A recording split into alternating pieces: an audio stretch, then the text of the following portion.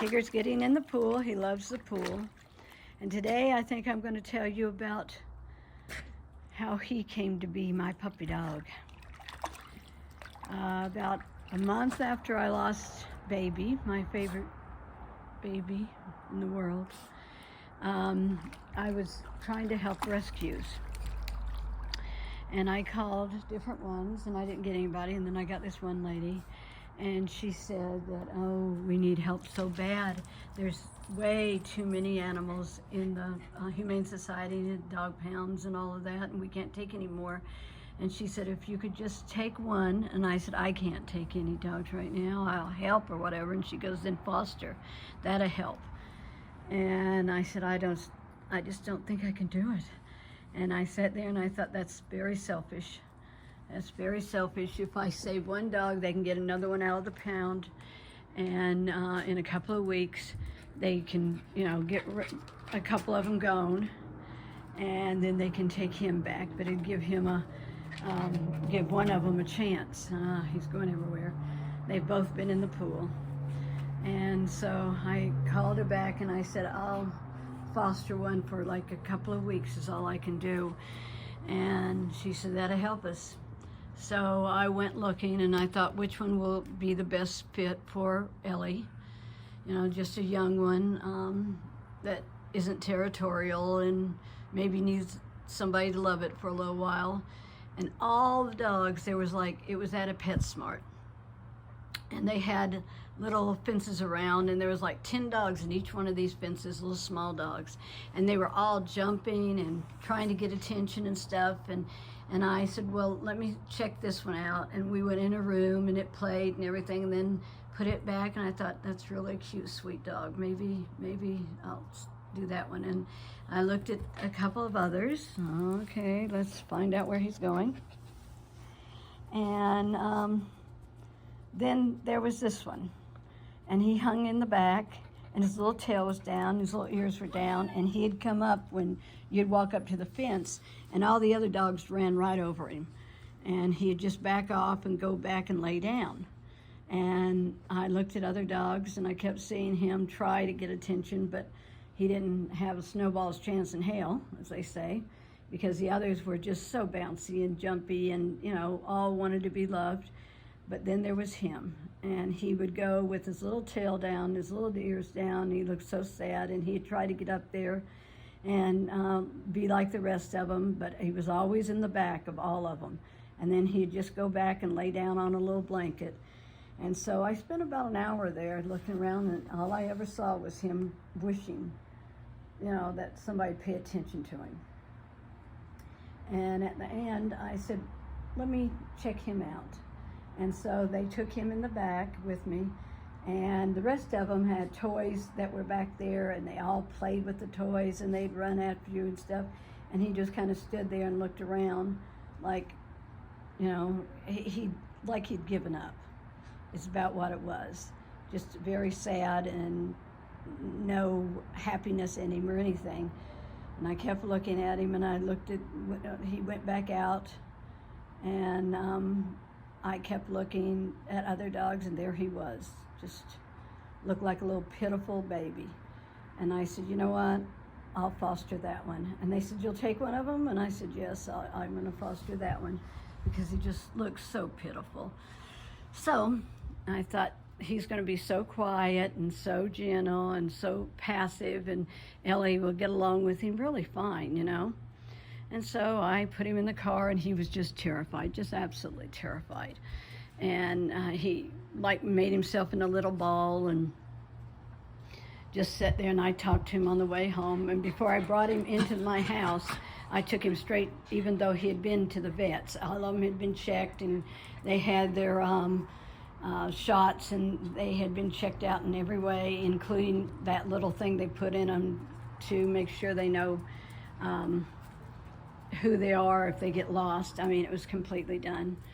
And so they gave me a thing of food, but I took him straight to my vet, and I thought, I'm not taking him into my house until I know exactly what the little dog is and healthy and everything.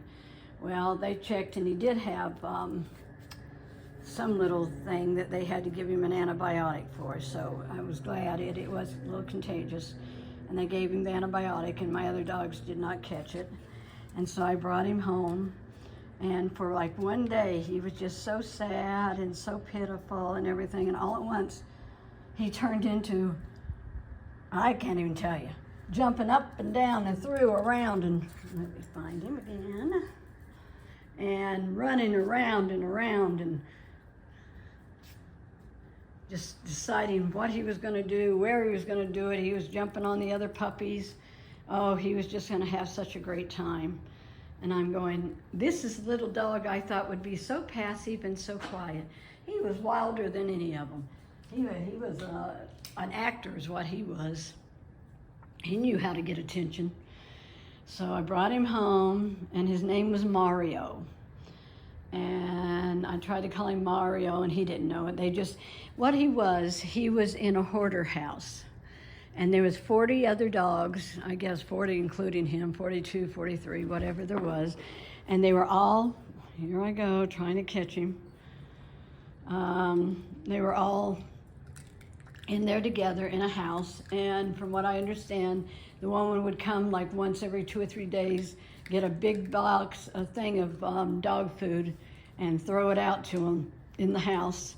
And so that if you watch him right now, he'll take one little piece and he'll run with it and go way over there, and he'll lay on top of it and everything. And I think what that was they all had to grab some so they'd get something to eat, and then kind of hide it. And he still does that.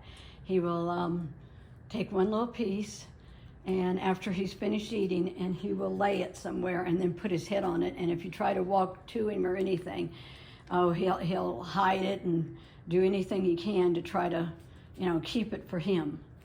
And I think that's from them all trying to survive. He was ribs. He had, all you could see is little ribs. He probably weighed 2 or 3 pounds less than he weighs now, because there's no ribs left in him now. He's good and healthy.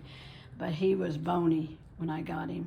And they were doing their best, the rescue, to feed him and everything. They took him so he wouldn't be put down. They were having to put some of them down. And they took as many as they could. And so I got him as a hoarder dog that did not know where to go to potty, did not know where to pee, and he'd go as far as he could, like in the back bedroom, and he'd potty there, and I'd go, no, no, no, no, no, and I'd grab him and put him outside and stuff, and he had no idea what he was doing.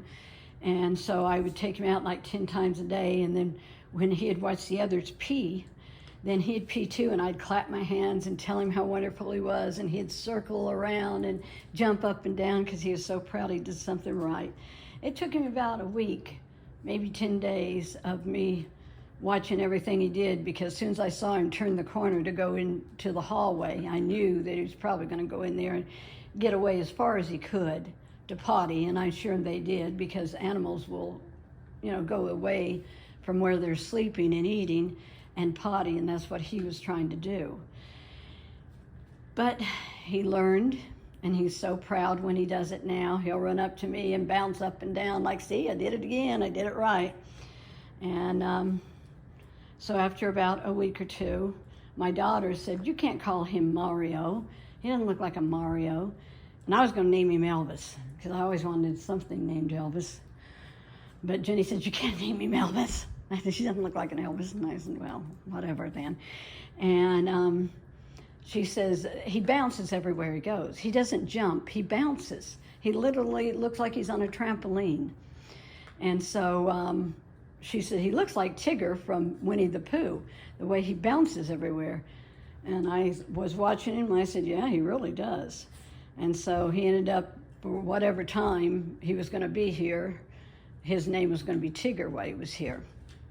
But after about a week or two, he would come and lay on top of me and look me in the eyes and look so lovingly, like I finally got a home. Somebody loves me. And I'm a sucker. I'll take, whatever needs a home. And I should have known I wasn't strong enough to give him back when I could have. I just never called him again, just kept him. And I'm sure a lot of people do that. That's why they get them fostered. But it was such a short time after I lost my baby, I never thought that I could, you know, have another puppy dog. And he isn't my baby. My baby was my son, more than any. And I've loved every one of my animals and done everything I could to keep them well and happy and everything. But the real baby is when I started this YouTube channel, was because of that. He knew everything I said. He did everything right. He was just the most perfect, wonderful baby in the whole world. And I never thought I could keep another baby. I thought I'll just keep this one for a couple of weeks and give it room for them to be able to rescue another dog. And then once they got rid of a couple of them, then they could take him back. But of course that didn't happen. And I've had him now about 7 months. And I will catch him sometime or another. He's eating now. But he doesn't run, he hops. One leg will go up, his back leg will go up, and he runs a few steps, then the right leg will go up, his back leg. He hops everywhere he goes, one leg after another. It's so funny, it's comical as heck. But he's a sweet, kind, loving, thankful dog. And any of them you get have a sad story. They wouldn't be in a dog pound. They wouldn't be set out beside a road. They wouldn't be dumped. Every one of them's had some story that they don't understand why it happened to them and what they did, have their owners take them to a pound and just throw them in a cage and forget all about them. And then they go get a puppy or something instead, because this one's getting older and it's not fun anymore. So every one of these animals have a story, and the stories are sad, whether their owner passed away and now they have no one, or if they were just a bunch of puppies that weren't supposed to be born, but they didn't get their dogs fixed, which please fix your dogs. There's too many dying every day because they aren't fixed. So I just thought I'd tell you about my little Tigger boo. He's really eating too, boy, him a eater. Him having he gets canned chicken, breast, of course. I don't eat that well. I just fix whatever, peanut butter sandwich, I don't care. And he also gets really good kibble dog food, which I really don't like to give it to him, but he likes it. And so does, there's my Ellie girl. Ellie. See how pretty she is? She's another one I told you last week about her and her sad story. Her mama's daughter died of cancer and she couldn't take her. So what I'm doing is just letting you know about these beautiful babies and how they all have a sad story and they all need some love. Please don't buy, please adopt. Save these little babies that need a home. That's so sad, and their little stories are so sad. But adopt and don't shop. And if you could, please subscribe, like, comment, and share. And I will talk to you in the next one.